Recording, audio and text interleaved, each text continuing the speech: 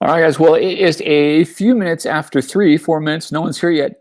I'm going to go ahead and get started. I'm just going to kind of help you or show you my code and talk you through the flag of the Netherlands and the Snowman assignment, because you're going to be asked to use or make some graphics in your second and final aspect of graphics unit, which I'm going to push out on Monday. So I'm going to go ahead and present my code HS. And you should see this one. So let's look at flag of the Netherlands. First of all, you can see it's not particularly long code. Even with comments, it's 25 lines long and skipping a line or two. So I'll run code. This is what the output should look like. So a couple things, right? You do need to be very careful, as always, with your syntax and how you're defining things. So I've defined 3 rectangles. This is a variable for red rectangle, a variable for white rectangle, and line 20 is a variable for blue rectangle. And we do that by saying new rectangle, and then these are the sizes, helps us to size. So the width, remember, get width is across. I want it to go all the way across, so I'm going to call it get width. Get height is this. And I don't want it to take up the full window. I want it, since there's 3, to take up 1/3 of the window. So I put get height divided by 3.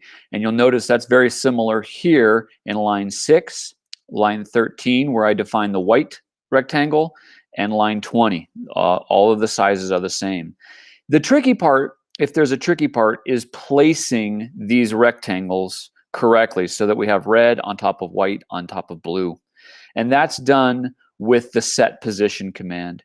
So the variable I called redrect.setPosition, capital P, and I'm going to start that one with 0, 0. What does that mean?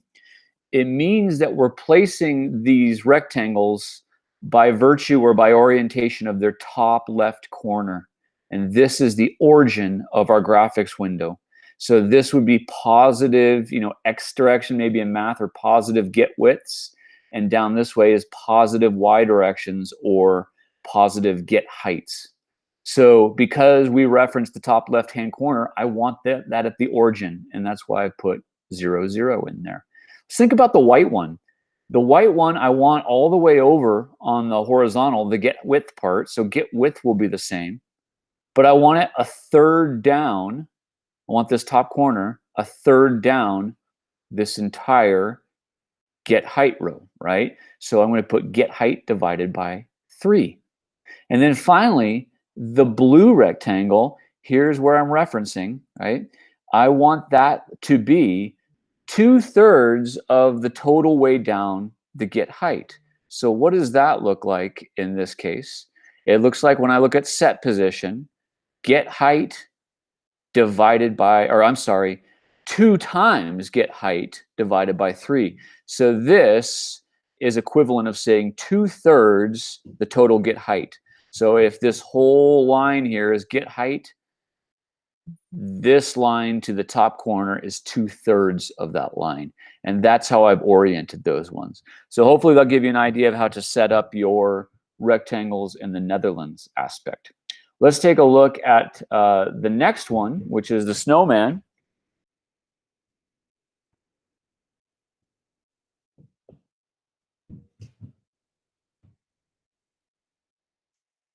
Come on, Snowman.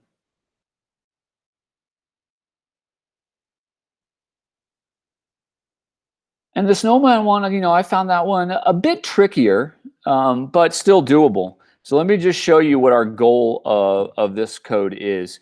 It tells us we're going to put in some fixed variables: bottom radius, mid radius, and top radius. And we're going to do 100, 60, and 30. If I run the code, it produces what I want. But what we should be able to do, if we do this correctly, is I should be able to change all these values, right? And I'm going to just change them. I'll make them different. I'll make this 70. The middle one should still be smaller, so I'll make that 40. And then I'll make the last one like 10. If I change those, I should still build a snowman. It's going to look a little bit different, but each one of those things is still, each one of the snowballs is going to be placed correctly on top of it. So how did I actually do that? Well, what's the key in this one is defining the circle is pretty simple. I called the first circle, or the bottom circle, I just called it circle. New circle, and the only variable or the value you enter for a circle is the radius. So it says bottom radius. So right now it's building a circle of radius 70. That's what this one is. The other circle I defined as a variable I called mid circle. And I said, hey, your radius should be mid radius. And there's mid radius. So this is 40 right now. And then finally, the last one is top circle. And I said that circle should be top radius. That's this one. And right now has a top radius of 10. So defining the circle and the sizes is relatively easy. The part then that becomes a little bit more difficult is locating where the circles should be positioned. And the circles are positioned by their centers. So what does that mean? It means I want to put my bottom circle such that whatever size that snowball is, it's going to be located, and the circle and the snowball is going to rest on the bottom.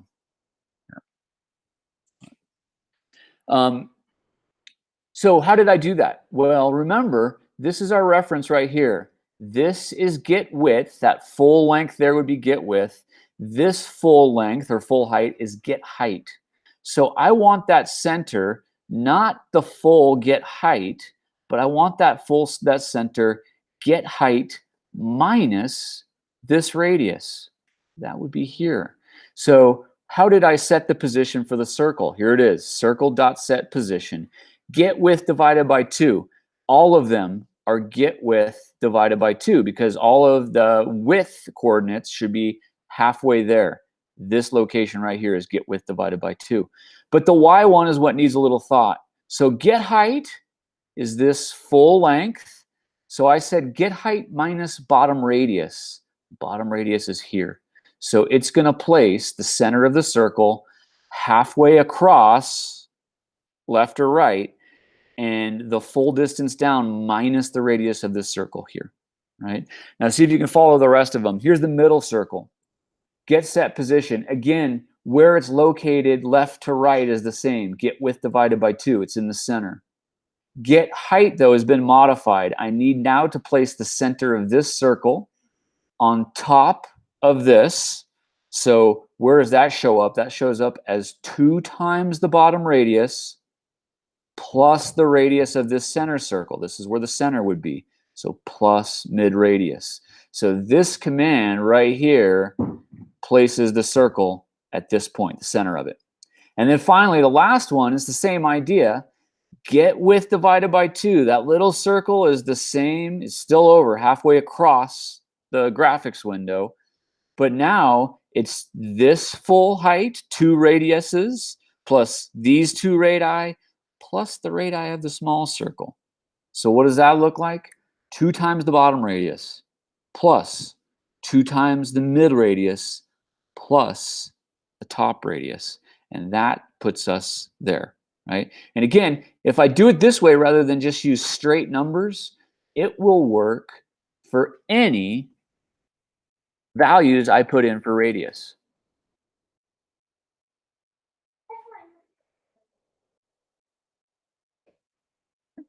And that's what we're looking for. All right, I'm going to post this video, so if you have problems with this, I'm going to reference you, have check this video first before you email me questions or before I email you back. I want you to watch this video.